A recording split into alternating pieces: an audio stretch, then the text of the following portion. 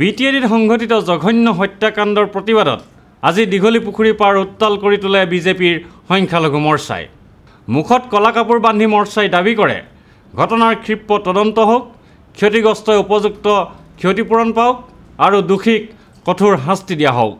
হত্যাকাণ্ডৰ ঘটনাক তীব্ৰ গৰিহণা দি ৰাজ্যিক সংখ্যালঘু মৰ্চাৰ সভাপতি মামিনুল আওলে কয়, যোৱাকালি আমি BTAD অঞ্চলৰ কুকুৰাঝাৰৰ 1 নং বালাপাৰা গাঁৱত গৈছিলোঁ, য'ত সন্ত্ৰাসবাদীয়ে শুৱা পাতিতে শুই থকা মানুহক, শিশুক, মহিলাক হত্যা কৰিছিল। সেই গাঁৱৰ ৰাইজৰ লগত আমি বহিছোঁ, গাঁৱৰ গাঁওবুঢ়াৰ লগতো বহিছোঁ, আৰু তাত আমি দেখা পাইছোঁ যে সেই ৰাইজখিনি আজিও আতংকিত হৈ আছে।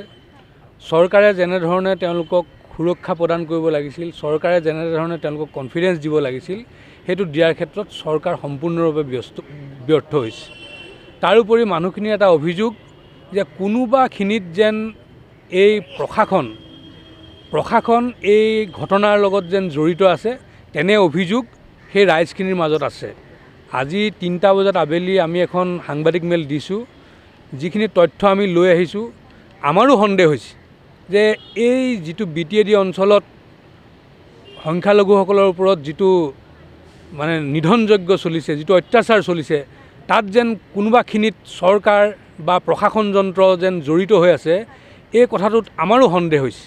প্ৰতিবাদত অংশগ্ৰহণ কৰি বিজেপিৰ অতুল বৰাই কয়, আমাৰ এই কাৰ্যসূচীটোৱে হৈছে তাত থকা নিৰীহ জনসাধাৰণক, বিশেষকৈ সংখ্যালঘুসকলক নিৰাপত্তা দিব লাগে।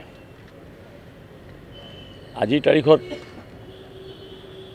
আমি একে সময়তে যিহেতু ব্যৰ্থ হৈছে চৰকাৰ, অসম চৰকাৰ ব্যৰ্থ হৈছে, মুখ্যমন্ত্ৰীয়ে পদত্যাগ কৰিব লাগে। আৰু যিহেতু মুখ্যমন্ত্ৰীয়ে পদত্যাগ নকৰে, তেওঁ লাজ চৰম নথকা মানুহ, টুলুঙা কথাৰেই তেওঁ দেশ চলালে আজি অত বছৰ, গতিকে তেওঁক বৰ্খাস্ত কৰাৰ ব্যৱস্থা কৰিব লাগে। আৰু মনমোহন সিঙে যে তেওঁক বৰ্খাস্ত কৰিব, এইটো আমি বিশ্বাস কৰিবলৈও টান পাওঁ।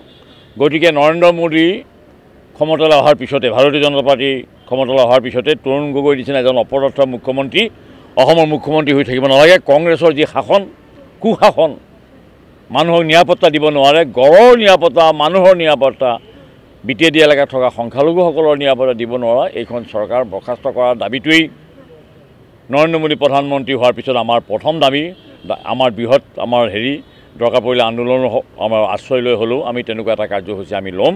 আৰু মই আশা ৰাখিম 16 তাৰিখ বেছি দূৰ নাই, আজি 6 তাৰিখ, 10 দিন আছে, চৰকাৰ সলনি হ'ব আৰু ভাৰতৰ লগতে অসমৰ যি আইন শৃংখলা উন্নত হ'ব, পৰিৱেশ সলনি হ'ব, ন্যায় পাব মানুহে, অসমৰ মানুহে ন্যায় পাব, সেইটোকে আমি আশা কৰিছোঁ।